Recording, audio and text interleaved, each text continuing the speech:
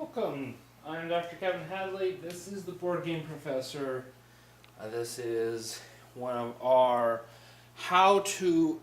extensive how-tos on how to play a game. And so the game we are going to be reviewing, not in this video, but in another video, is Terror in Meeple City. But this is how to set up the game, but the first video of all the how-tos associated with Terror in Meeple City. Now, setting up Terror in Meeple City does take a bit of time, so I've already set up some of them. The first way the game works, the biggest thing on setting up the game is setting up the buildings that you're going to be crushing in the game. And so you lay out the board, you set up towers.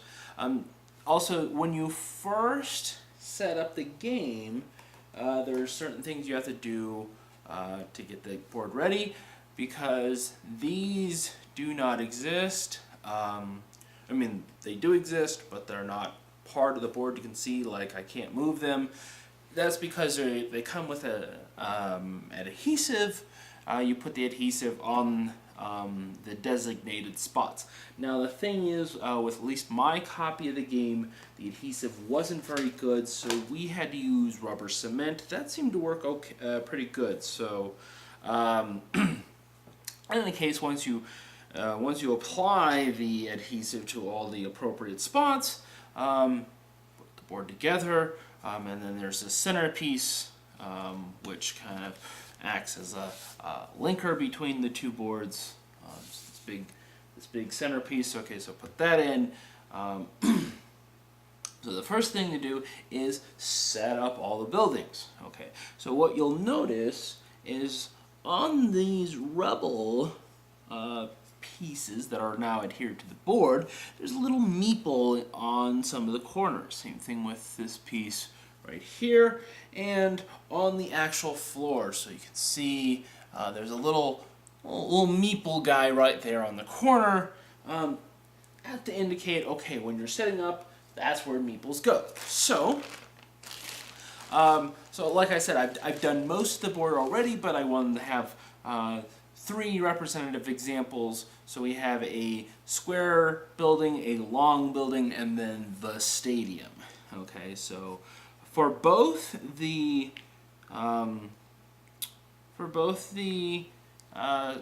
small towers and then the long towers, you put meeples in the corners. Now, which meeples do you put in? Well, you want it truly random. So I just, literally pulled some out of the bag and started putting them where it says to.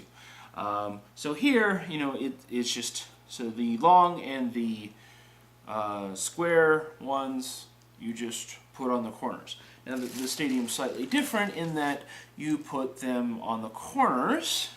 Okay, so corner, got a guy in the corner there. Oh, we want them all standing up though, so that they, because what they're going to do is they're going to be our load-bearing component, which I'll actually talk about in the educational review.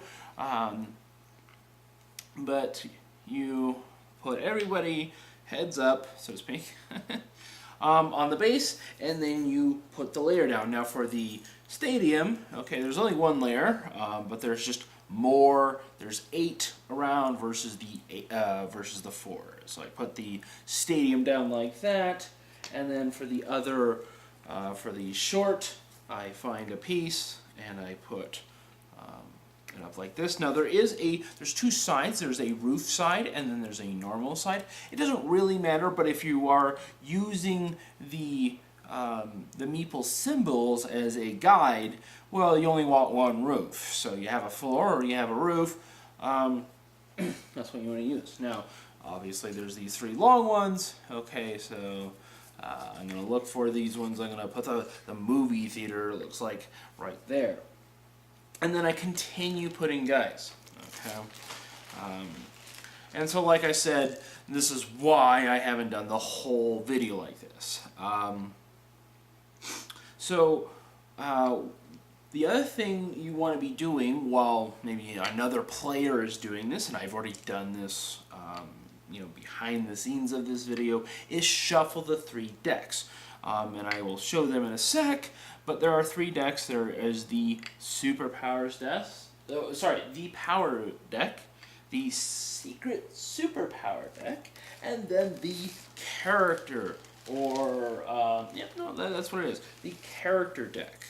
Okay, so we put another floor there, we put another floor here, okay? So when you're building these towers, well, first off, when you're building, while somebody else is building these towers, you want to be, having somebody else shuffle the deck, okay? But, and in terms of doing these don't have to be perfect, and in fact, I think it makes it more interesting to not make them perfect, because it's going to change the physics of how they fall and how they get destructed. So I like to just kind of put them on there, but I do put them in the right spot.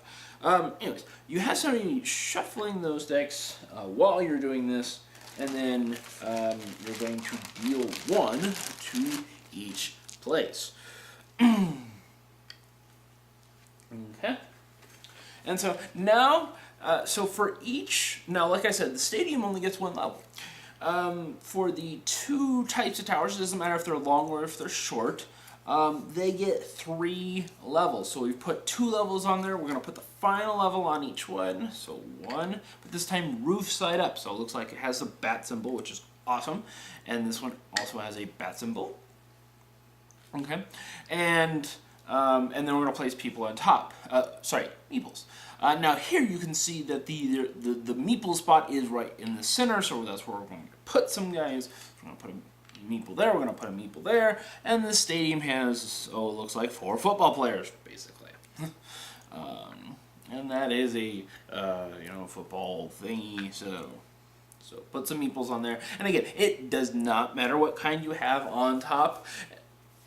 One as random as possible. Now, I put 1 of each color, but that's for illustrative and explanation purposes. Okay, so we have our shuffled decks. Okay, so we have our Powers deck. It's shuffled. We give each player 1 card face up. Okay, so I'm just going to do a couple representative examples here. Yeah, and then we give the Super Secret Powers, okay, which is the red deck. But these are supposed to be secret, so we put them face down for each player. Okay. And I'll explain how these cards work, what the cards do, that kind of thing in a different video. So we're just dealing them right now. And then the Character deck, which is blue, that one's also face up, so we're going to do face up for everybody. Okay. And then you're done with the cards, you can put them back. There are some variants. I don't know if I'll talk about the variants in a different video, but there are some variants on how to do these. But that's just kind of one way to do it. Now what you want to do is you want to kind of have everybody introduce themselves and say, hey, I'm very destructive and I've got smelly paws. And of course what those mean, in another video I'll explain what those mean, but it gives each of the characters a perspective on how that component works. The next thing to do in terms of setting up characters is give everybody a little shield. The nice thing about the shields, it has kind of a summary of how to play, in case you can't remember what you saw from these videos. So it has a summary of how to play on each screen, but it's also a place to store all your meeples, and it's a place to store all your teeth. So you can see there's 1, 2, 3, 4 spots that are outlined for teeth. So you take your teeth.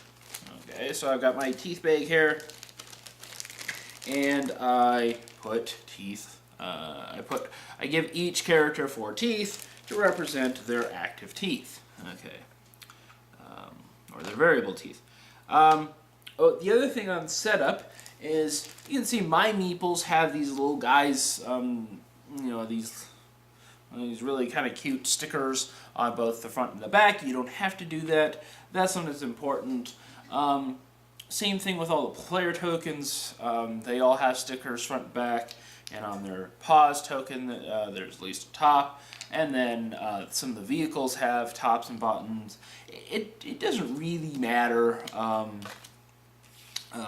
if you do those or not, but I think it helps with the aesthetics. Okay, so now with everybody picking their color, they got their starting teeth, they got their starting superpower, power, and character, now they find a starting position, and there are 4 starting positions as indicated by the white dashed lines. Now it does not matter where you start as long as you start somewhere separate, okay?